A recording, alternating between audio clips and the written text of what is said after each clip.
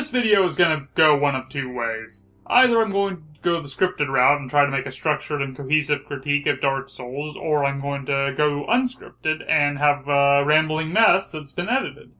I'm doing it this way because Dark Souls is a rather difficult game for me to talk about, for a variety of reasons. It's a game I adore, and sits easily among my favorite games of all time. It's a game I like to play to relax, but paradoxically, it's a game I rarely see through to the end. It's a mood game. You know what I mean? The kind of game you have to be in just the right mood to revisit. Which is particularly weird for Dark Souls, since I actively return to Dark Souls 2 and 3, despite me thinking Dark Souls 1 is better. If not on a technical level, an experiential one. And perhaps that's the crux of it. I can play any game for a challenge or gameplay, but there are few games I can return to regularly to drench myself in the world and the characters. And the atmosphere, which creates a game that's greater than the sum of its parts. Another thing that makes Dark Souls hard to talk about is that just about everything that could be said has been said. The game, and the series as a whole, has been picked to death by the fanbase, which conversely did kinda kill a lot of my personal enjoyment of the lore. I'm sure there are people that love the rallying of the community around the lore, and sure, it's nice to see. People gathering to have in-depth discussions about it. But, on the other hand, the internet is so swarmed with lore videos dissecting every facet of the game that if you even have a passing interest in the game, you'll likely have something spoiled for you. This isn't so much of an issue with Demon Souls and Bloodborne, perhaps because they're both one-off franchises and console exclusives. And because of that, I tend to enjoy diving into their lore more.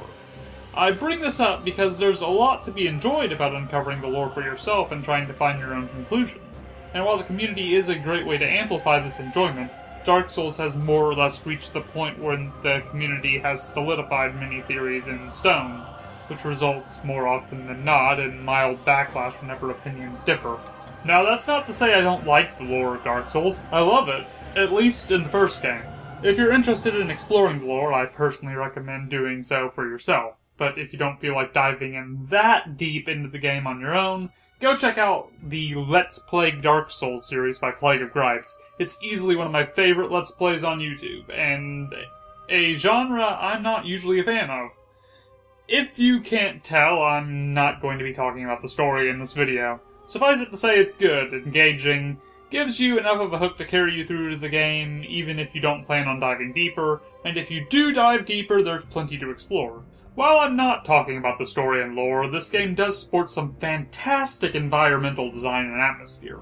Unlike a lot of games predicated on adventure that feature large set pieces, Dark Souls, and by extension the other Soulsborne games, set themselves apart by allowing you to explore and go inside just about every set piece that you happen upon. This wouldn't be worth much on its own, but each set piece, every area, is crafted to be a part of a cohesive world. Every location flows into the next, and they're crafted with so much love that they're difficult to not like.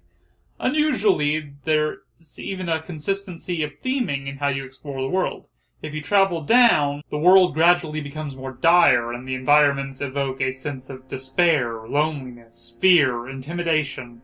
While the further up you go, you come across more warm and inviting places that culminate in what some consider the best introduction to an area in gaming, for Anor Londo.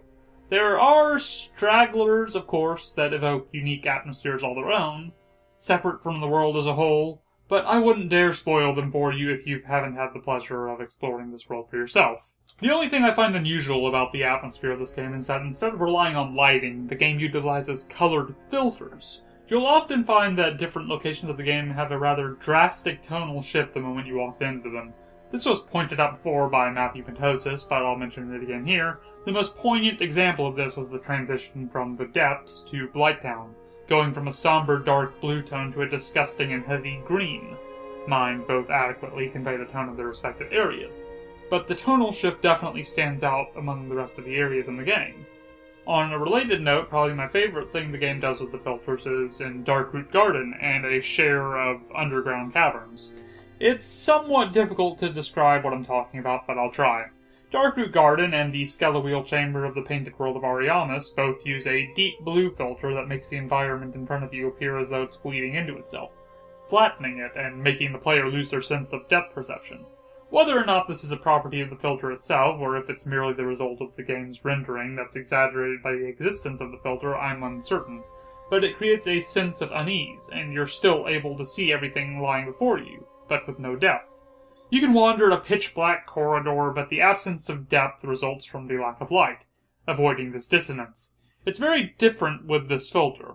It makes the environment feel uncanny, even if the actual environment itself is rather standard. It's a nice play on player perception, and whether it was intentional or not, it makes for one of my favorite aspects of the game's atmosphere. Now, I want to talk about one of my favorite areas in the game in particular. It's an area many Souls veterans will certainly know, and it's also disliked by many. But my absolute favorite area in the game is Sin's Fortress. It's the only real dungeon in the game.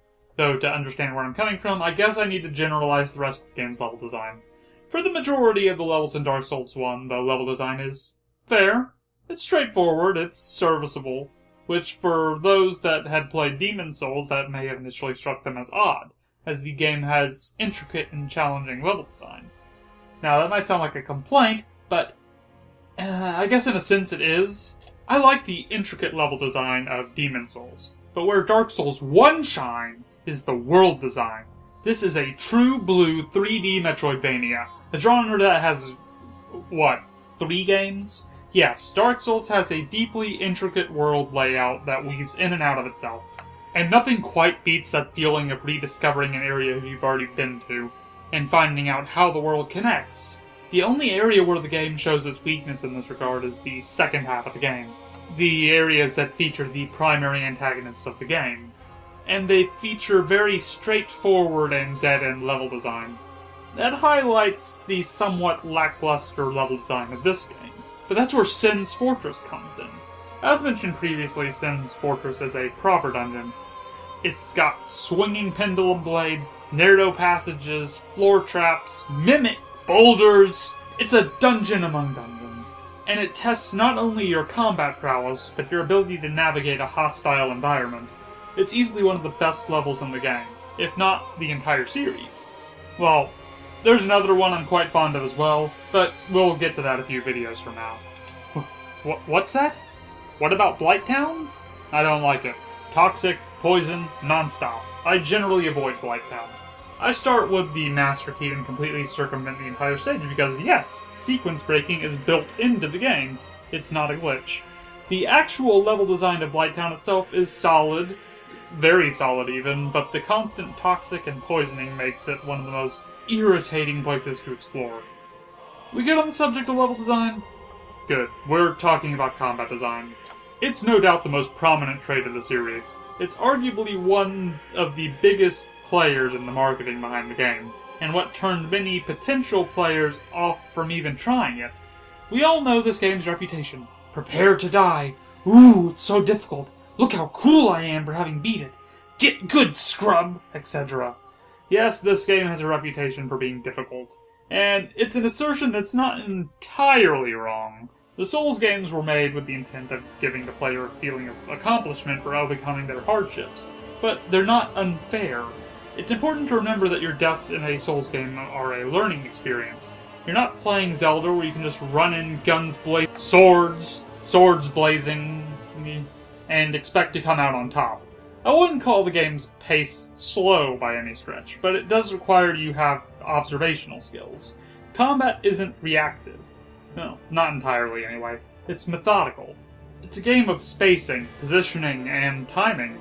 The game does punish the impatient, but more often than not it's the fault of the player, not the game, though there are some exceptions.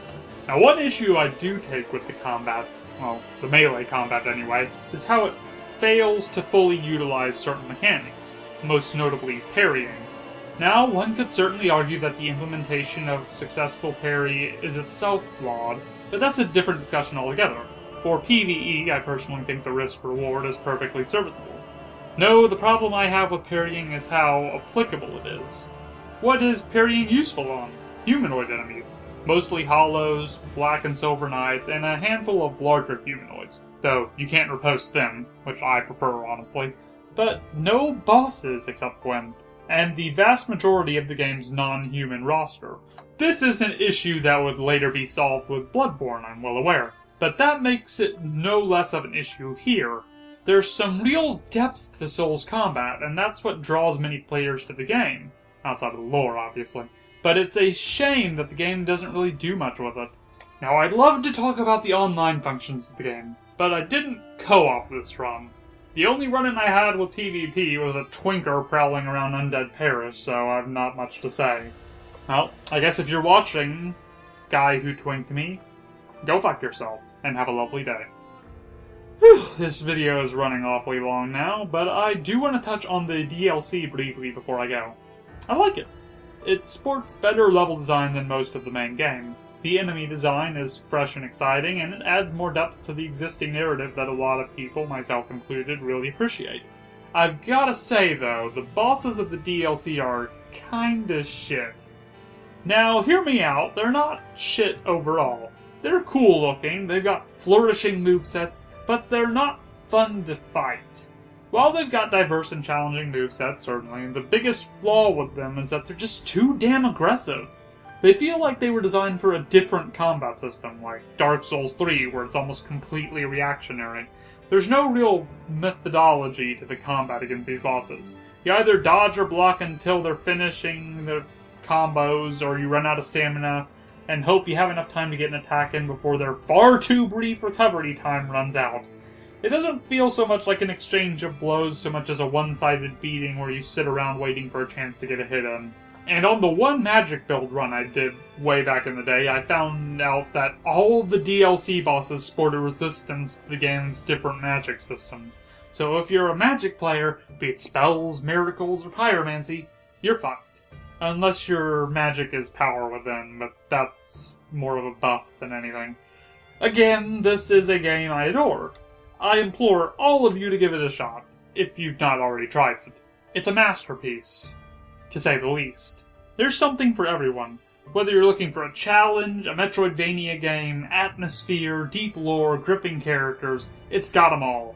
And while the game's got its shortcomings, I think it's a far greater game than some of its parts.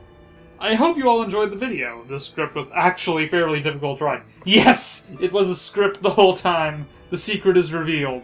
I think I've conveyed adequately everything I wanted to. If you did enjoy the video, be sure to like and subscribe, and hit the bell icon because fucking YouTube! And I hope you all have a fantastic night and that this video lit a fire under you.